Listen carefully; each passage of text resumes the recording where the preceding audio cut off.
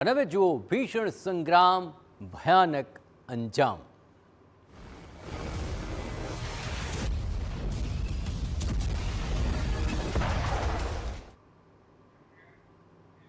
Donald ટ્રમ્પની ઈરાનને સૌથી મોટી ધમકી। જ્યાં ડોનાલ્ડ ટ્રમ્પે ઈરાનને હોર્મુઝ સ્ટ્રેટ ખોલવા અંતિમ ચેતવણી આપી દીધી છે।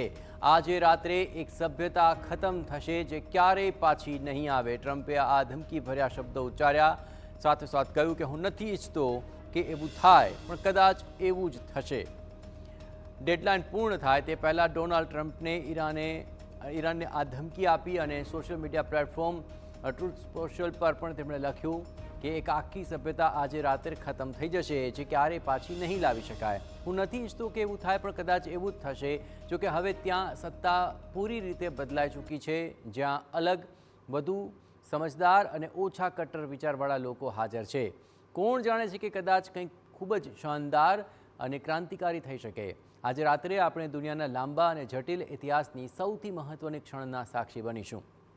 47 વર્ષોના અત્યાચાર, ભ્રષ્ટાચાર અને મૃત્યુના સિલસિલાથી આખરે આ અંત આવી જશે। ભગવાન ઈરાનના લોકોની રક્ષા કરે।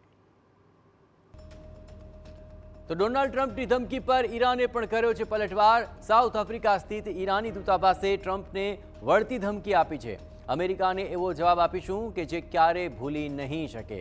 તો ધમકીની સામે ઈરાન પણ હવે ધમકી આપી રહ્યું છે અને વળતો જવાબ એવો આપીશું કે અમેરિકા ક્યારેય ભૂલી નહીં શકે। ઈરાન પણ નમતું જોખવા તૈયાર નથી। તો ટ્રમ્પની ધમકી સામે ઈરાને પણ વળતો જવાબની ધમકી આપી।